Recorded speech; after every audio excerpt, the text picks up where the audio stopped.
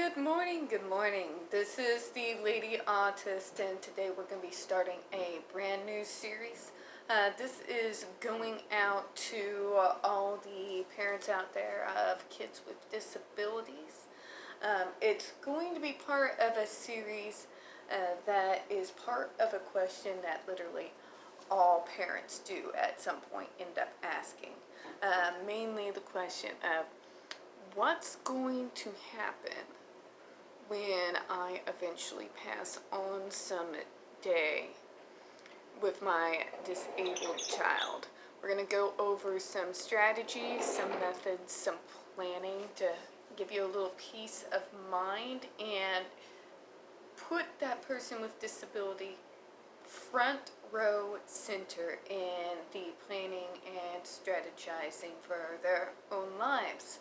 So we're going to kick this off with part 1, person-centered planning. What is it? Okay.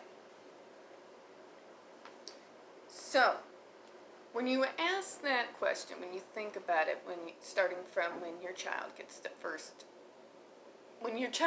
that diagnosis, first question that most parents usually ask, okay, what is going to happen to my child when I die?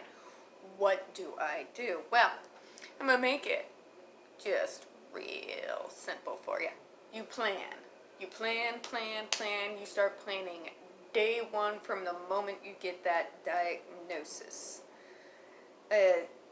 Now, we are going to go over some methods, some strategies, things to get set in place now, starting from day one, so that your child is prepared, they've got a plan, everything's set to go for, with lack of a better term, when you do that someday long in the future, let's hope, pass on. So, let's talk about person-centered person-centered planning.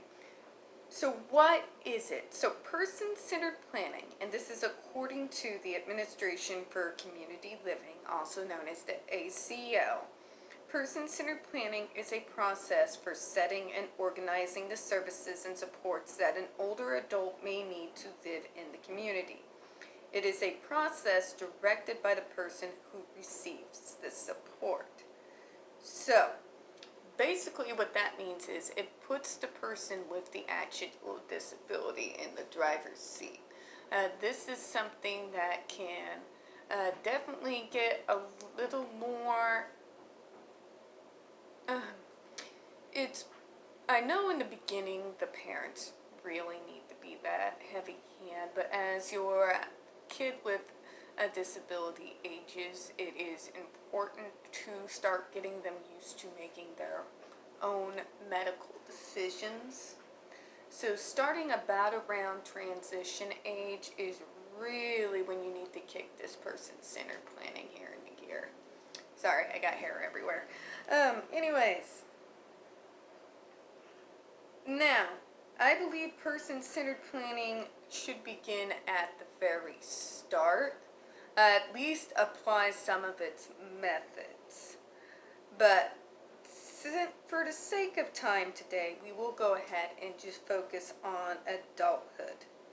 Now, what is the person-centered planning approach as opposed to the traditional get them ready to go into a group home, a medical facility, or an institution? The person-centered planning approach focuses on the strengths, goals, the medical needs, including in-home and community services, and desired outcomes. It identifies preferences in areas such as recreation, transportation, friendships, therapies, treatments, vocational training, employment, and social activities. So basically what person-centered planning is it sets up a plan for successful, independent community living. It gives what we call a circle of support, forgive the jargon. It's a circle of support with their doctors, friends, extended family members, businesses out in the area to assist in achieving goals for the person with a disability so that they can live the most successful, independent lives as possible. This is as opposed to the traditional model where people are more likely to be located into group homes and you have that isolation that comes with that.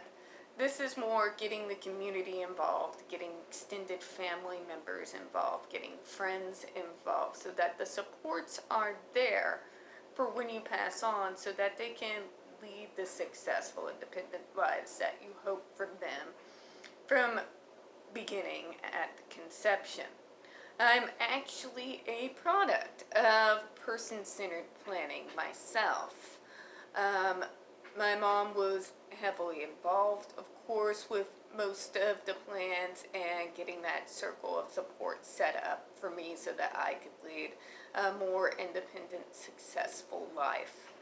And I have been living successfully on my own since the age of 19. Now, I did have a bit of a drawback a few years ago. Little hiccups are going to happen, even with the best person-centered plan possible. However, this is a strategy that works, guys. It goes over every aspect of the life of the person with the disability.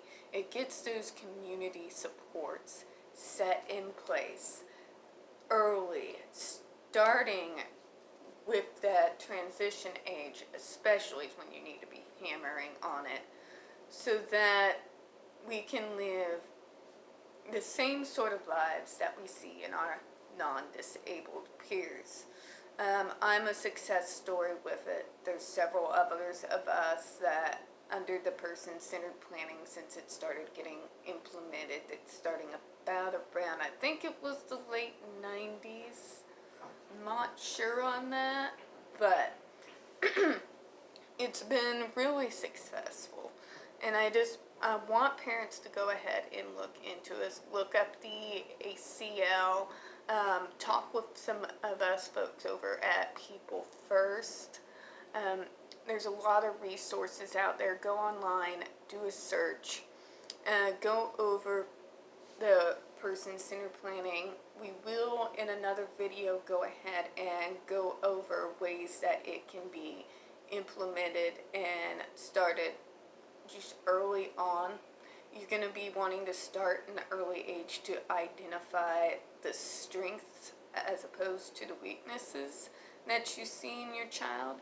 Kind of look at it with an objective eye. Just throw away, get rid of that ableism medical model that we have talked about in our last series and really just hone in with an objective eye. What are my child's strengths? How can I go ahead and build on that and start building those in-community supports, those in-family supports, starting from the very beginning. We'll get into that maybe in another series. I really want to focus on that transition age right now, which is another area of expertise of mine. If you have a question, please go ahead and leave it in the comment section. Again, as always, I do deeply appreciate when you hit that subscribe button and that you share. We're going to go more in depth in person-centered planning probably a little bit later today. If you noticed, I'm a little dressed up. I got an interview a little bit later today, so if you could please go ahead and wish me luck. Alright, folks. Thank you so much for your time today. You have a good one.